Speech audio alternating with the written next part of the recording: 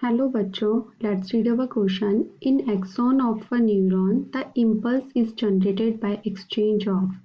जब न्यूरॉन के एक्सॉन में जब इम्पल्स जनरेट होती है तो किसका एक्सचेंज होता है? तो ऑप्शन है sodium potassium, B magnesium chlorine, C calcium potassium, D sodium and chlorine. तो हमारा यहाँ जो की कंसेप्ट होगा वो क्या हो जाएगा? न्यूरॉन से ही जो नर्व इम्पल्स होती हैं वो क्या होती हैं? आगे ट्रांसमिट होती हैं। न्यूरॉन के जो होते हैं 3 पार्ट्स होते हैं। कौन कौन सा होता है? फर्स्ट होता है सेल बॉडी, या जिसको कि क्या बोला जाता है? सोमा बोला जाता है। सेकंड होता है एक्सॉन। थर्ड होता है डेंड्राइट्स। ठीक है, तो ये क्या होते हैं? न्यूरॉन के पार्ट्स होते हैं।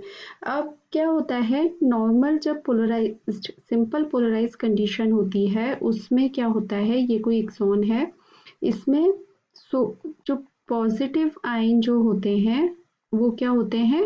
बाहर होते हैं, और अंदर जो रहते हैं वो नेगेटिव आयन रहते हैं। ठीक है, ये सिंपल नॉर्मल कंडीशन जिसको हम बोलते हैं, इसको बोलते हैं पोलराइज कंडीशन। ठीक है, जब भी कोई एक्शन पोटेंशियल जनरेट होता है तो क्या होता है?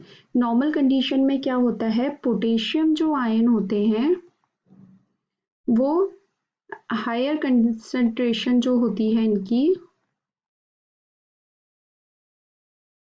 कंसंट्रेशन कहाँ होती है? इनसाइड द सेल, सेल के अंदर होती है। ठीक है, इसे सोडियम की जो हायर कंसंट्रेशन होती है वो आउटसाइड ऑफ सेल होती है। ठीक है, जब भी कोई नर्व इम्पल्स जनरेट होता है, यानी कि इम्पल्स या एक्शन पोटेंशियल होगा, तब क्या होता है कि सोडियम चैनल जो होते हैं वो ओपन हो जाते हैं।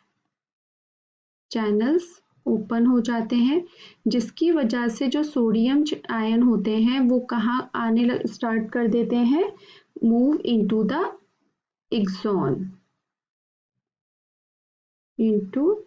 एक्सॉन, ठीक है, इसी को क्या बोलते हैं? डीपोलराइजेशन बोला जाता है। मतलब जैसे आपका ये जो क्या था, प्लस माइनस, ठीक है, ये सिंपल कंडीशन हो गई। जब डीपोलराइजेशन की कंडीशन आएगी तो क्या होगा?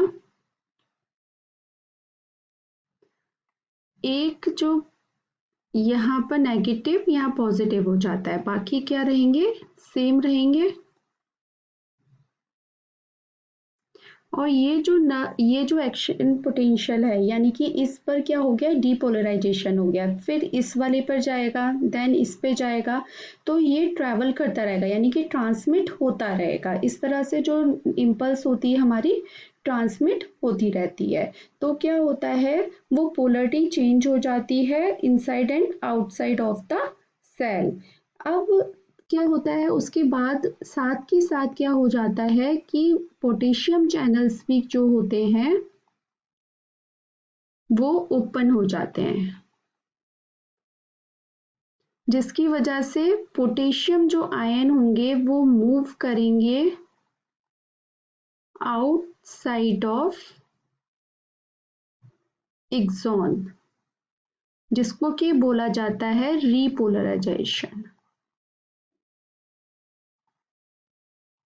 ठीक है, मतलब ये क्या हो रहा है? ये डीपोलराइजेशन हो रहा है ना? तो साथ के साथ आगे जब बढ़ता जाएगा तो रीपोलराइजेशन भी जो है, ये क्या हो रहा है? डीपोलराइजेशन हो रहा है।